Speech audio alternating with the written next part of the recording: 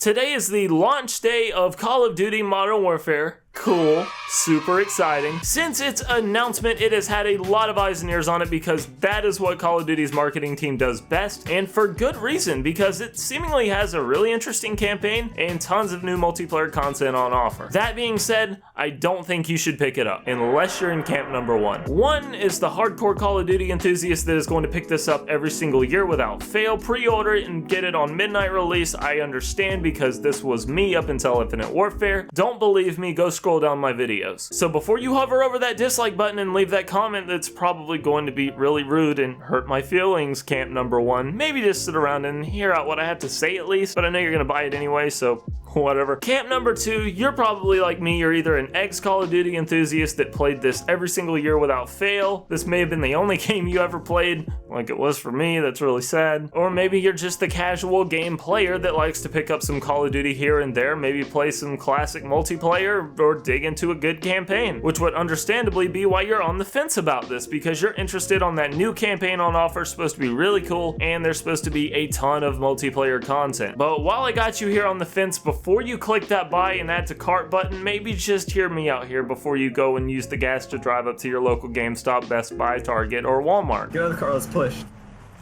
I haven't purchased Call of Duty since Infinite Warfare, and I've barely covered any Call of Duty on my channel since. And that is because, for me, Activision has consistently found ways to hinder the experience in favor of money. The breaking point for me was Infinite Warfare, because right beside Infinite Warfare's release, there was a nice, interesting little title, if you remember, called Call of Duty Modern Warfare Remastered. And at the time, the idea of getting 2 Call of Duties in 1 year, especially for somebody that plays nothing but Call of Duty, is really exciting. However, there was a catch to that. In order to buy Modern Warfare Remastered, you were forced to buy Infinite Warfare as well. And if you got rid of Infinite Warfare after getting the bundle, which was Modern Warfare Remastered on a digital code, you didn't actually get that game physically, you couldn't play Modern Warfare Remastered without using your Infinite Warfare disc. The game that you bought, you can't play. Congratulations. That's not even to mention that the DLC that should have been in the Modern Warfare Remaster was also sold separately as DLC. Wonderful. And there's a story for Call of Duty subsequently every year afterwards, usually in terms of gimping the progression in favor of microtransactions. But to make this simple, let's talk about last year's Call of Duty Black Ops 4. Super interesting, however, they stripped out the campaign because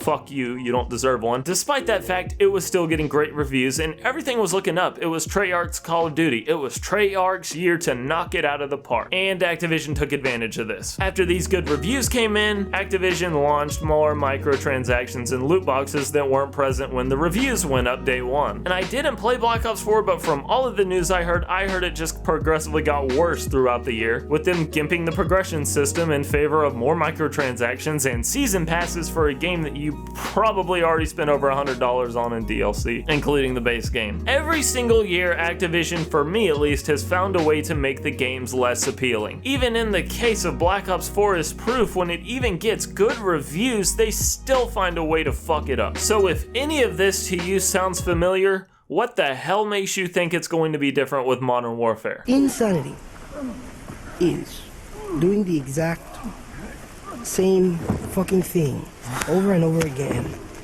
expecting shit to change.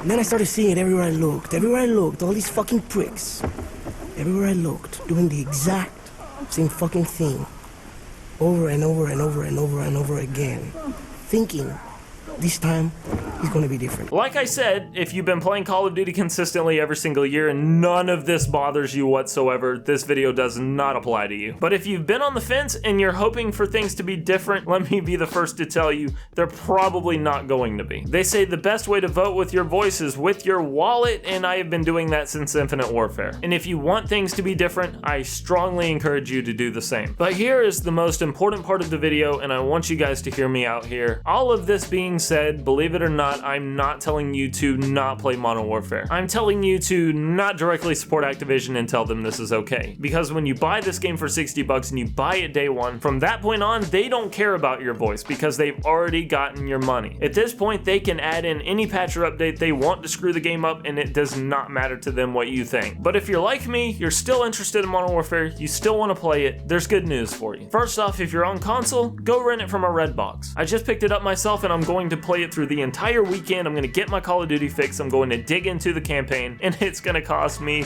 what, maybe 10 bucks? And the best part is Activision won't see a penny of that. By the time that they inevitably fuck this game up with microtransactions, I'm going to be out the door, no skin off of my back. And even if you've done this or you don't want to do this and you still want to own the game yourself, you still have another option. Buy the game used. There's going to be a slew of people that pick this up day one because it's the hot new game and probably put it on Facebook Marketplace or Craigslist a few days to a week later. Go give the guy with buyer's remorse 40, 50 bucks, whatever he's asking, get yourself a little bit of a discount and make Activision have one less copy that they've made a sell on. And if, after all of this, you still want to buy the game brand new, wait till it's on sale because you already know this game isn't going to stay 60 bucks for very long. It's going to either go on sale around Christmas, it's going to go on sale Black Friday. Waiting a month or two is not going to kill you. There's a ton of other games you can play. Go play another Call of Duty. It's all the same shit. And don't feed into the hype, because if it's a good game, it's going to stand on its own merit and it's going to be good whenever you fucking play it. By this point in the video, my game install should be finished and you're probably already seeing the gameplay now in this video. I'm gonna go have a great time. Maybe I'll let you know what I think of the campaign or something. And I just want to leave you with this. Keep an open mind.